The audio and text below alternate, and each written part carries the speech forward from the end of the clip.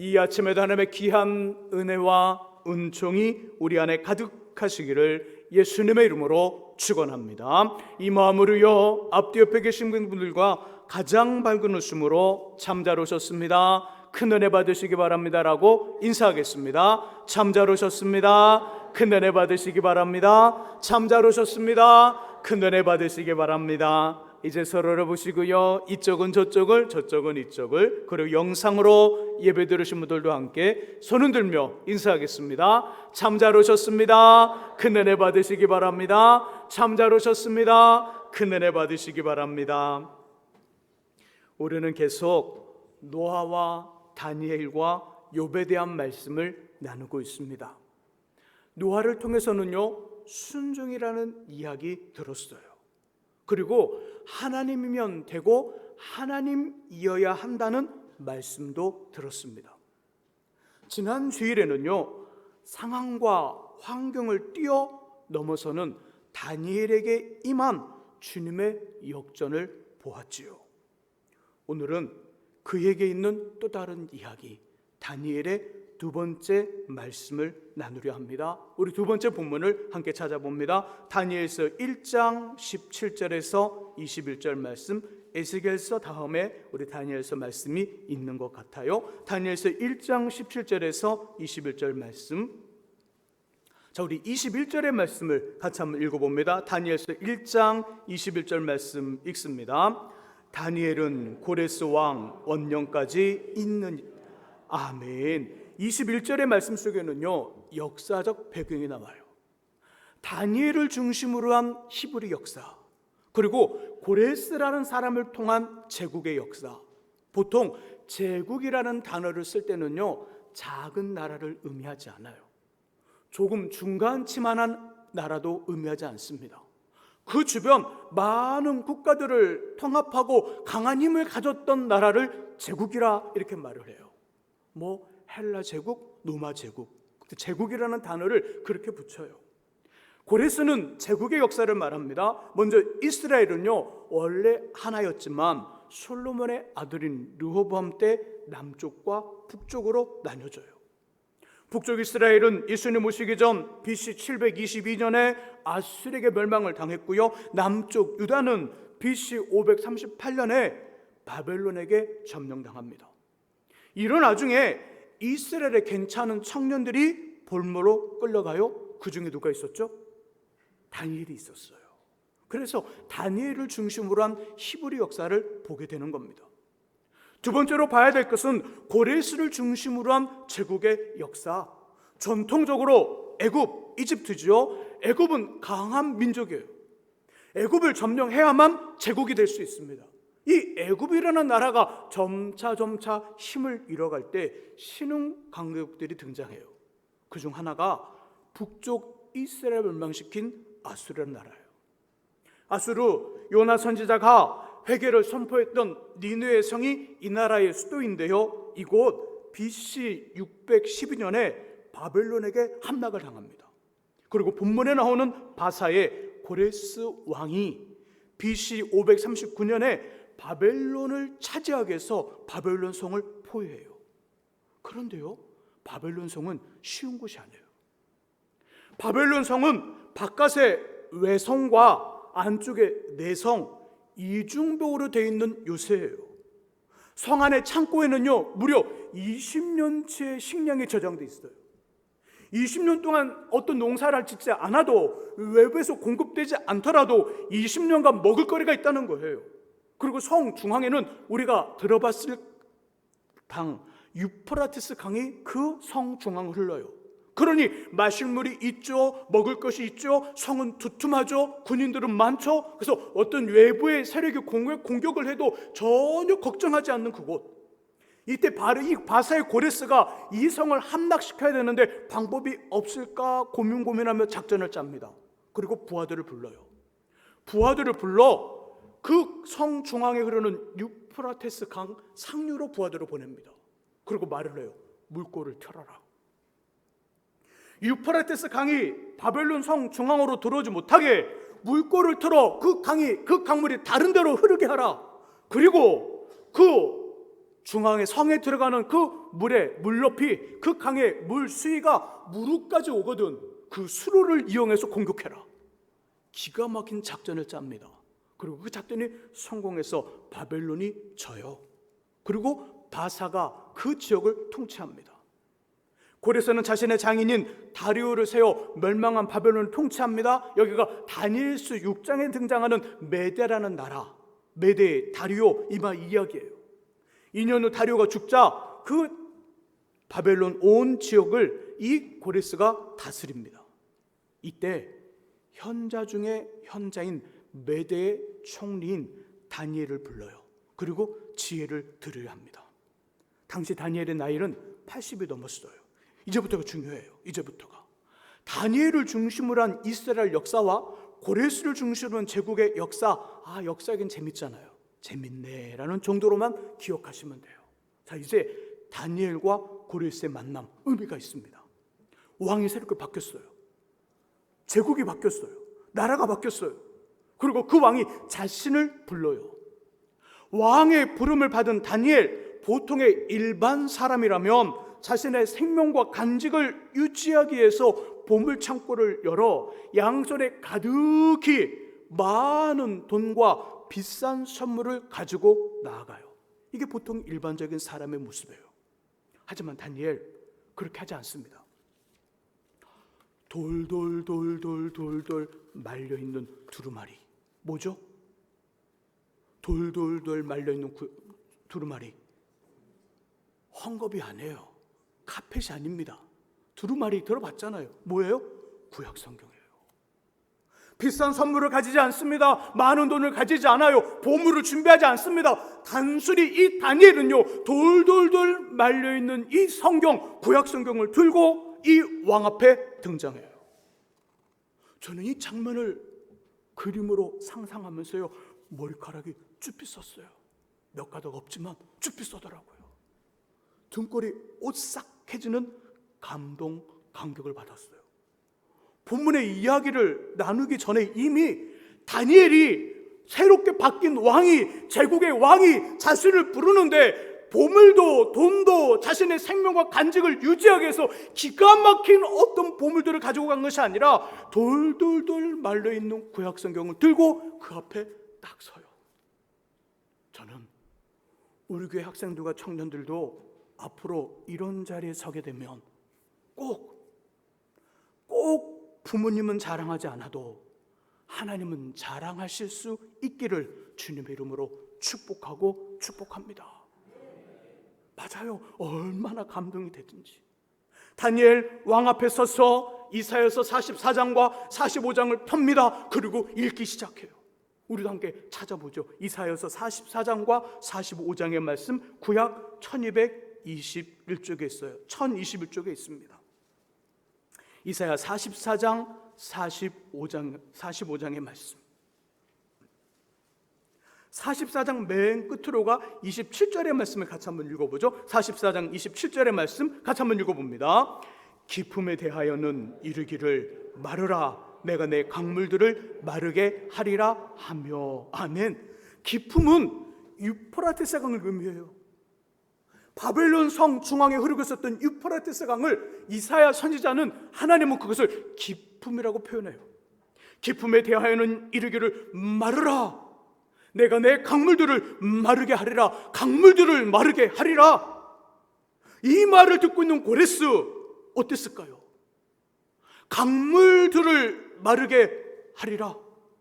자신이 이중으로 된 이 성벽 바벨론 성과 20년째 양식이 비축되어 있고 말씀물이 계속 흐르고 있는 이 바벨론 성을 함락시킬 때 사용했던 작전이 뭘까요? 방금 전에 말씀드렸잖아요. 부하들을 어디로 보냈다고요? 상류, 유프라테스 강 그 상류로 보내서 물꼬를 옮깁니다.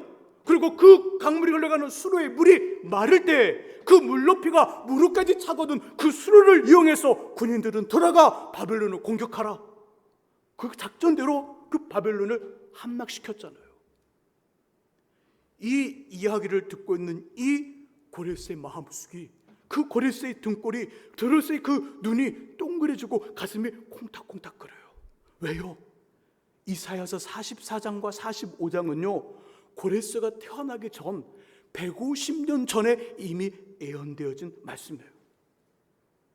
150년 전에 이사야 선지자가 하나님의 감동을 받아 기록을 하고 메모를 하고 예언을 했는데, 그 예언의 내용이 자신이 작전으로 성공했던, 자신이 사용했던 작전, 그 성공의 그 방법, 그 모습이 지금 성경에 딱 펼쳐져 있는데, 이 80이 넘은 다니엘이, 머리가 힐끗힐끗한 다니엘이 그 이야기를 읽고 있어요.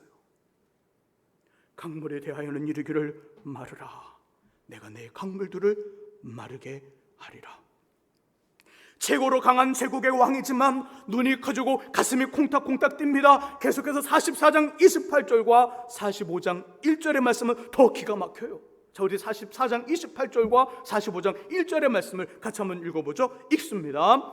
고레스에 대하여는 이르기를 내 목자라, 그가 나의 모든 기쁨을 성취하리라 하며, 예루살렘에 대하여는 이르기를 중건되리라 하며, 성전에 대하여는 내 기초가 놓여지리라 하는 자니라. 여호와께서 그의 기름 부음을 받은 고레스에게 이같이 말씀하시되, 내가 그의 오른손을 붙들고 그 앞에 열국을 항복하게 하며, 내가 왕들의 허리를 풀어 그 앞에 문들을 열고 성문들이 닫히지 못하게 하리라. 아멘. 내가 그의 오른손을 붙들고, 그는 누구죠? 그는 누구예요? 고레스예요. 고레스. 그 앞에 열국을 항복하게 하며 5장 1절에요. 45장 1절에요. 내가 왕들의 허리를 풀어 그 앞에 문들을 열고 성문들이 닫히지 못하게 하리라. 고레스가 주변 모든 나라들을 정복하여 최고가 될 것이라는 말씀이 주어지고 있어요.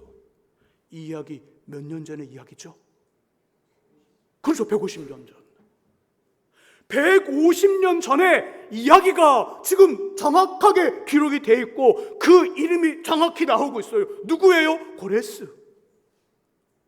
이 말씀을 듣고 있는 고레스, 왕이 되고 그 당시 제일로 강한 바벨론을 정복하게 한 그 힘, 정복한 건 자신이 아니라 하나님이라는 것이 그 안에서 인정이 돼요. 이 사람 하나님을 믿는 사람이 아닙니다. 우상을 섬기는 이방 나라의 왕이에요. 내가 왕이 된 건 내 힘이, 그것을 알고 있었는데, 다니엘이 읽어주는 이사야에서 44장과 45장의 말씀, 특별히 44장 27절, 28절, 45장 1절의 말씀을 듣고 있다 보니까, 내가 왕이 된 건, 바벨론 성을 함락시킨 건 내 힘이 아니라 하나님이구나, 이게 인정이 돼요. 그리고 여기에는 이유가 있겠구나. 하나님의 이유. 우리는 하나님의 이유를 우리 크리스찬 용어로 뭐라고 그러죠? 내게 하나님의 이유가 있는 것 같아. 그 이유를 사자로 시작해서 명자로 끝나는 말로 표현해요. 뭐라고 말해요?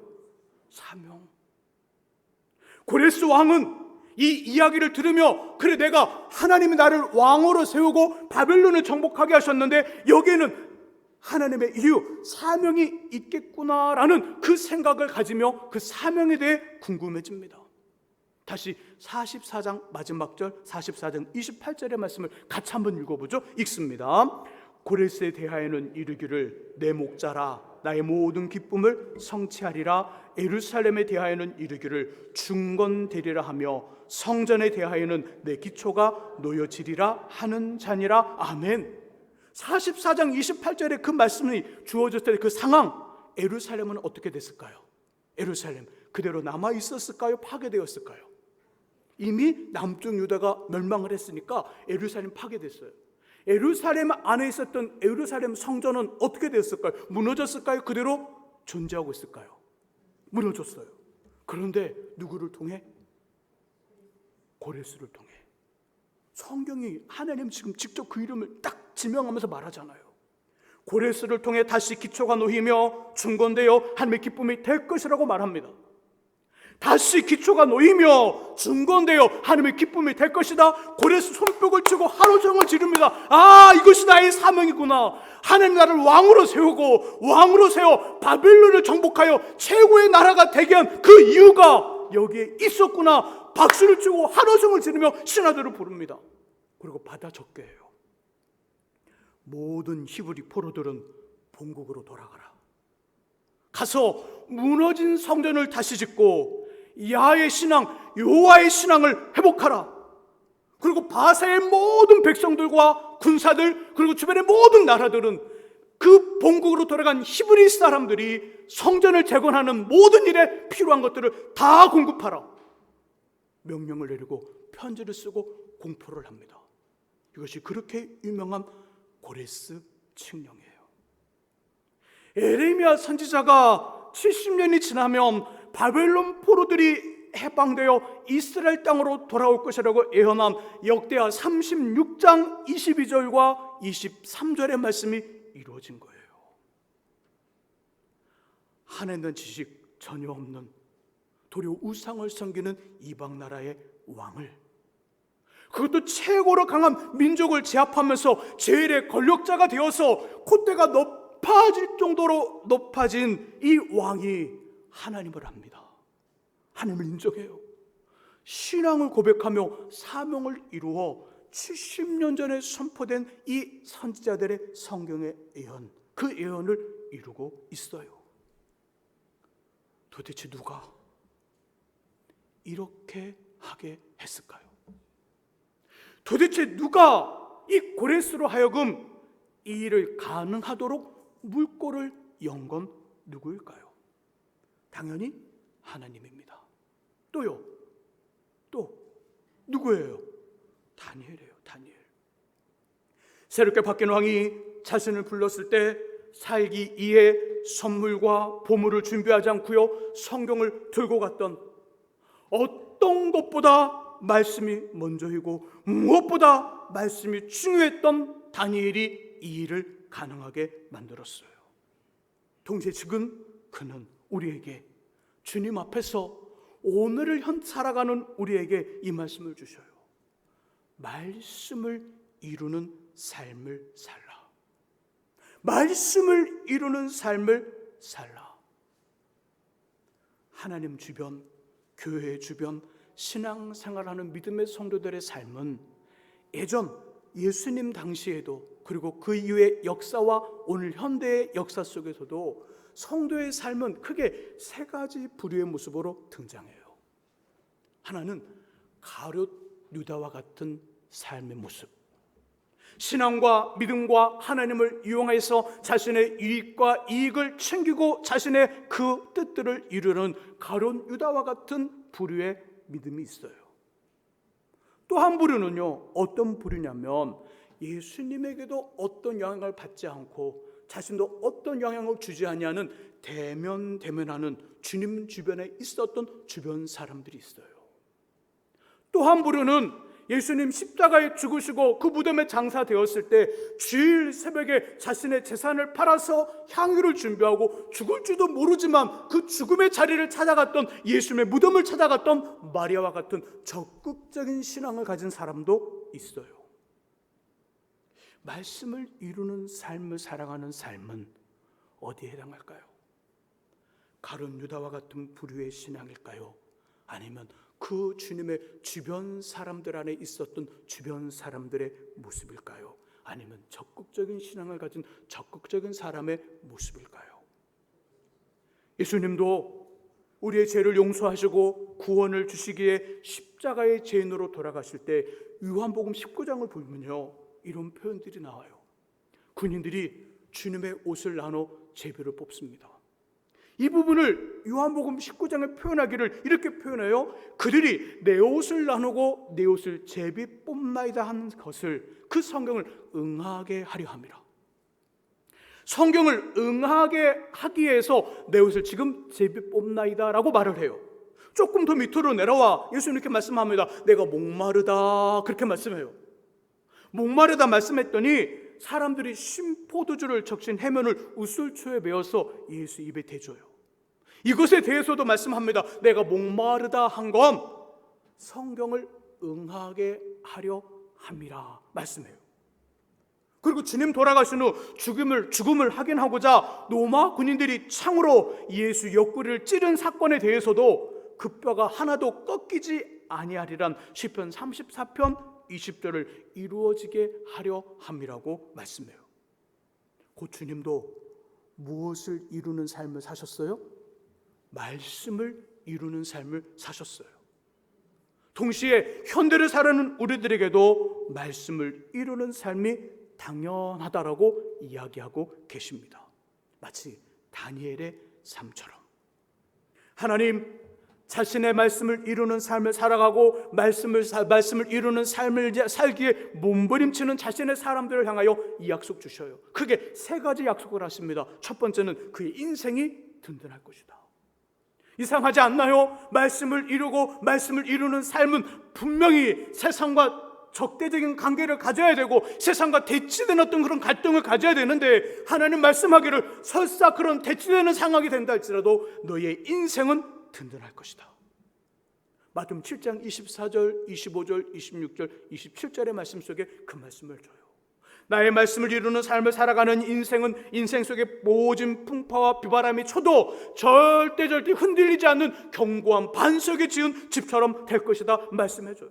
또 말씀합니다. 시편 119편 165절에서는 장애물이 없는 평안한 인생의 삶을 살게 할 거라고 말씀해요. 말씀을 이루는 삶이 굉장히 부담스러워요. 다니엘을 생각해 보세요. 새롭게 바뀐 왕이, 제국의 왕이, 나라가 바뀌었습니다. 그 왕이 자신을 불렀을 때 가장 편한 방법 뭘까요? 쉬운 방법. 왕을 만나러 가면서 보물을 가져가면 되는 거예요. 땅을 가져가고 많은 재산, 이따만큼 큰 이 보물 창고에 이 보물 이 함에다가 돈을 이빠이 있는 만큼 없는 만큼 다 끌어모아서 보물과 돈을 쑥 밀면 이게 쉬운 방법이에요. 그런데 다니엘은 쉽지 않은 방법을 택해요. 성경을 들고 갑니다. 성경을 들고 가요. 현대를 사는 우리들도 여전히 말씀을 이루는 삶을 살려면 평안보다는 불편함이 더 많습니다. 어려움이 더 많아요. 힘듦이 더 많습니다. 그런데도 하나님 말씀하기를 장애물이 없는 평안한 인생을 만들어 주겠다는 그 말씀은 그 말씀을 이루며 살아가는 동안 만나는 많은 불편함보다 더 큰 하나님의 평안을 주셔서 불편함과 어려움을 이기고 그래 나 평안해, 나 괜찮아 이런 고백하게 하겠다는 거예요.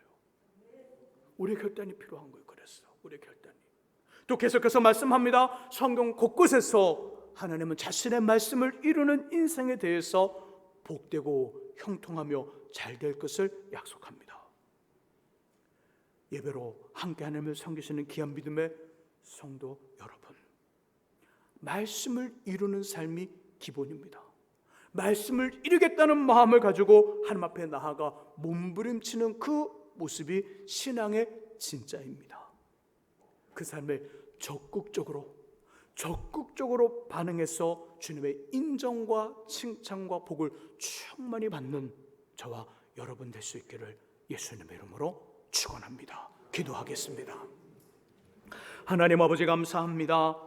다니엘은 말씀을 이루려는 몸부림을 통하여 이방 나라의 우상 숭배자 고레스가 하나님을 향하여 반응하게 하고 칙령을 발표하여 유대 포로들을 본국으로 돌아가 성전을 재건하게 하는 아버지는 100년 넘게 아니 70년 넘게 150년 전 그 넘게 아버지 예언되어진 말씀들을 이루고 하나님의 귀한 사명을 감당하는 모습 보게 됩니다. 우리도 다니엘처럼 말씀을 이루는 삶을 통하여 아버지의 뜻이 우리를 통해 이루어지게 하시고 아버지의 영광이 우리를 통해 나타나는 일들 있게 해 주옵소서. 예수 그리스도의 이름으로 기도합니다. 아멘.